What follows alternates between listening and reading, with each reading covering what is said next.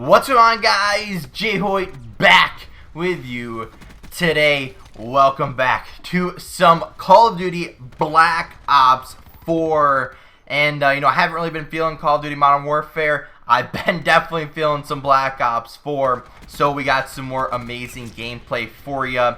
This one is the second half of a Nuketown Domination where we go 90 and 20 using a default controller. In the meantime, I was ordering a new Cinch, which you guys will see very soon. But then we have a second gameplay, went 42 and 2. So we got some great gameplays, and we are here to cover the last and final CDL event, being CDL Toronto.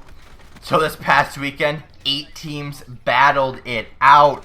Chicago, Seattle, Toronto, Opti Gaming, Los Angeles, Seattle. I already said that. That was in the losers bracket. Then we had Atlanta, Minnesota, Florida, and Dallas. So, 8 obviously pretty good teams, pretty stacked, event overall.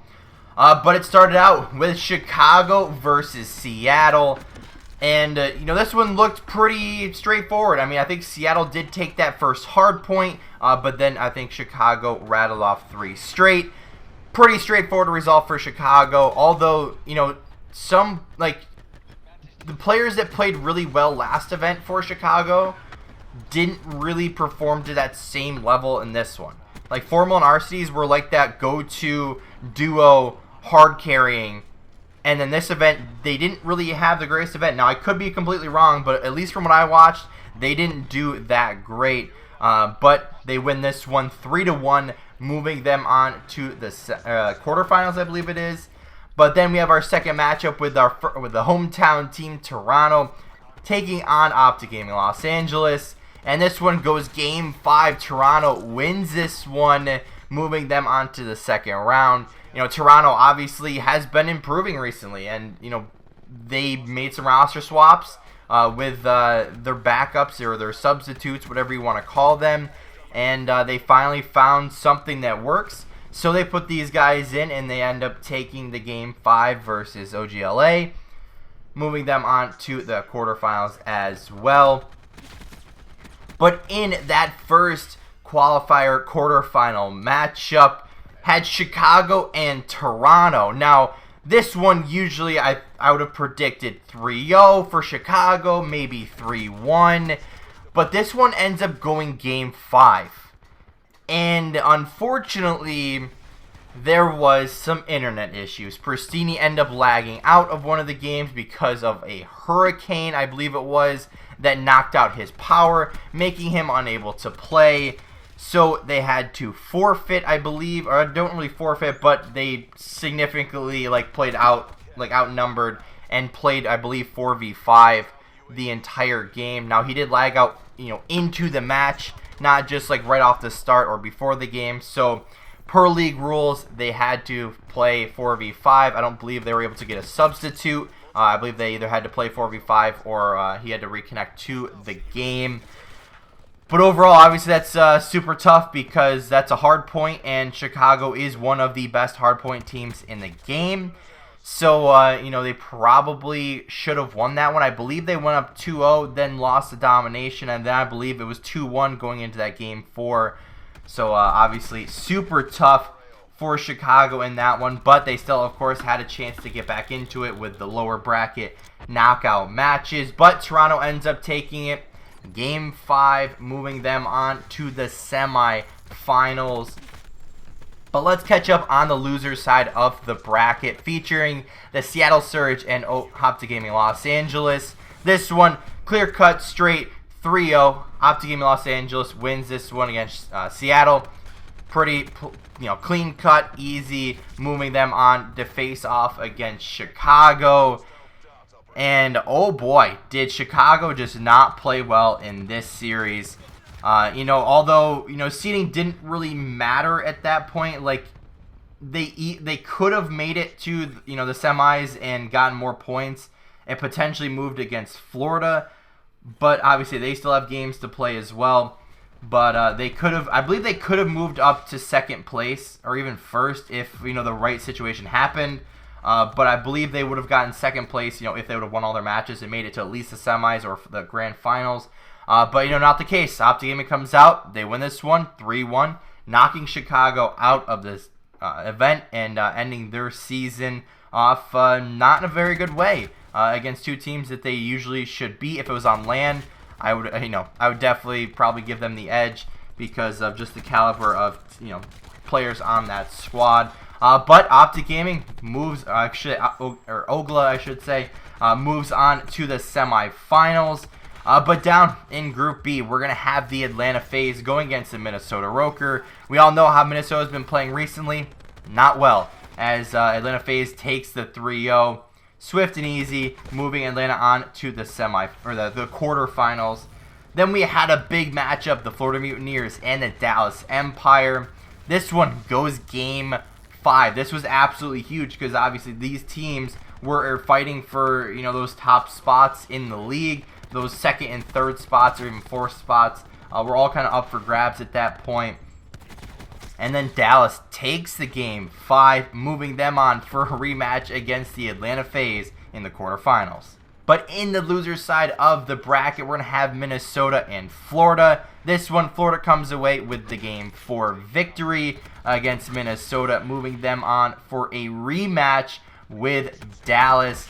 And this one definitely didn't have the same result. First matchup went Game 5. Second matchup, 3-0 for Dallas, ending Florida's season, which I believe confirmed Florida in that third spot, which I think confirmed Dallas in the second spot, and I think that confirmed Chicago in the fourth spot, and I think that confirmed Atlanta in the first spot. So the top four solidified, and now we just got to play for the rest of the bracket, because a lot of teams could still move. Like Optic Gaming Los Angeles could have moved up, Toronto was still on the move, and I believe there's one other team that could have moved up a pretty good margin. But our final four features the Toronto Ultra, the Dallas Empire, Atlanta FaZe, and Optic Gaming Los Angeles. Obviously not the way most people probably would have predicted this one, but let's get right into it. The first matchup, Toronto and Dallas. Usually if I see this matchup, I'm predicting Dallas every day of the week except for maybe one day. And Toronto comes out and surprises the whole world with beating Dallas, which has arguably been the #1 team recently, given that Atlanta hasn't really been performing too well. Still winning majority of their matchups, but some struggles recently. But Toronto takes out Dallas in this one, moving them on to the grand finals, which again is very surprising.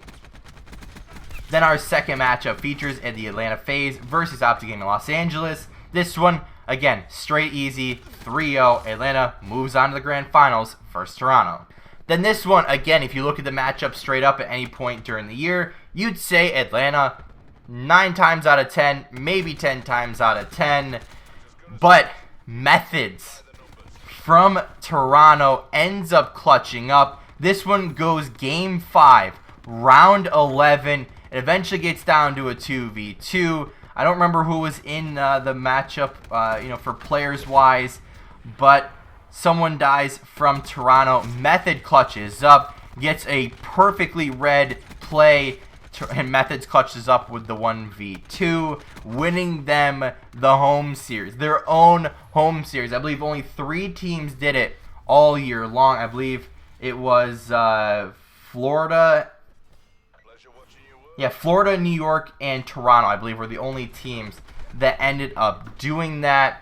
And obviously, congrats to them. Obviously, they've been on a pretty good run recently. And, for their rewards that they ended up getting a #1 victory. Being half of the league actually end up winning an event this entire year. Atlanta, Dallas, Florida, Chicago, New York, and Toronto all won events this year, so obviously that's pretty cool to see. So our final standings, and we actually have something pretty cool after this, but our final CDL points standings for the year go like this. We're going to have, as you can see on your screen, we're going to have Atlanta FaZe #1 at 280 CDL points, the Dallas Empire in second at 260 points, The Florida Mutineers at 230. They then get the tiebreaker victory over Chicago, which has the same amount of points as them, 230. So Chicago in 4th place. The New York Subliners at 140. London wraps up the final, or the top 6, I should say, with 120 points. Then our bottom half, we're going to have the Toronto Ultra, the winners, which got basically half of their points in this event alone. But they finished in 7th place with 120 points. The Minnesota Roker finished with 120 points in 8th place. Optic Gaming Los Angeles with 100 points in 9th place. The Paris Legion in 10th place with 100 points. Seattle Surge in 11th with 50 points.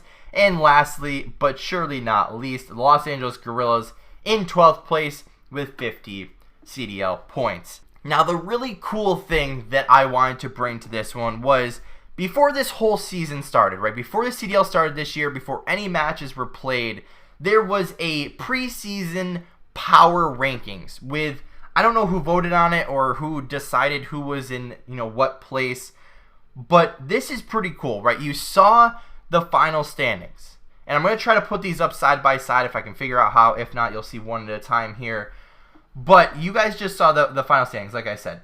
But this was the rankings pre-season, right? Before any matches has been started, this is the standings, right? And also, I know I kind of took their graphic and edited it a little bit, but Atlanta FaZe was going to be the first overall team. They end up finishing first. The Dallas Empire was second in the preseason. They finished second. Now, remember, this year was pretty much online, so, next year will be potentially different as hopefully we return to LAN. But third place in the preseason power rankings was Chicago. They end up finishing technically tied for third, but with the tiebreakers, they end up finishing fourth. But pretty good so far. I mean, pretty accurate.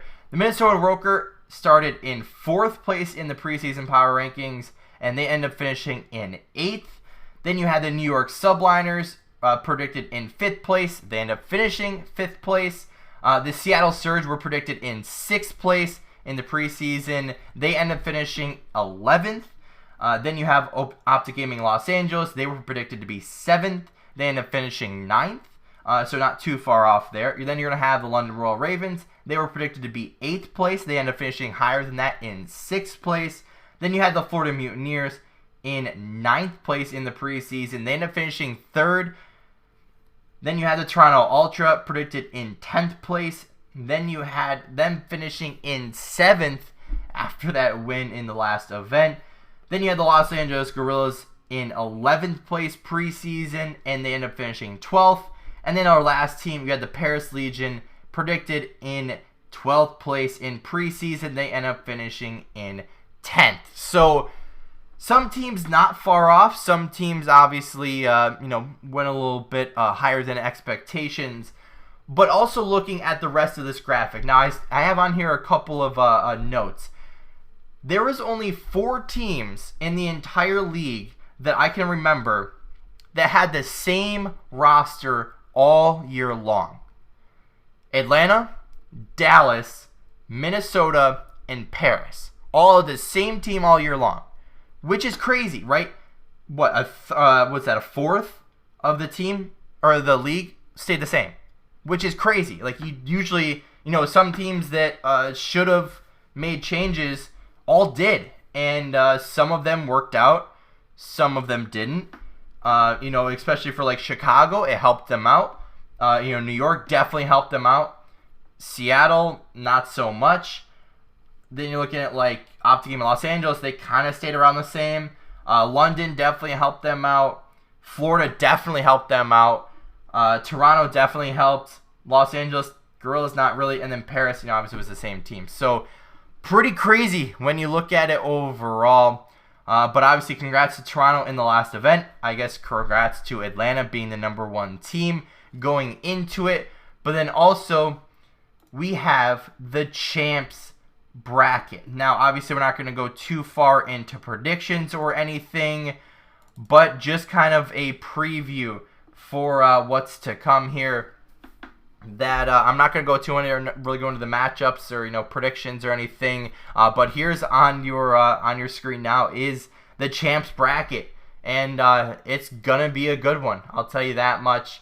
You know, some teams are going to struggle. Some teams hopefully will, you know, follow through with their true form and their true caliber of teams. But, you know, it's going to be a crazy champs, that's for sure. You know, obviously some teams moved around at the last second, and, you know, some teams pretty much were consistent all year long. But it was a crazy weekend. Obviously some upsets happened, you know, a brand new winner. And, you know, I'm so excited for champs. Unfortunately, it's like 3 weeks away. But with all that being said, guys, thank you so much for watching. Thank you all so much for the support recently. You know, all the likes, the dislikes even, the comments, the kind words that, you know, a lot of people are saying, the new subscribers. I appreciate everyone that's interacting. I do, like I said, appreciate it more than anything in the world. But like I said, with all that being said, thank you so much for watching. If you did enjoy, hit that like button down below. If you haven't already, hit the subscribe button. And as always, guys, we'll see you next time.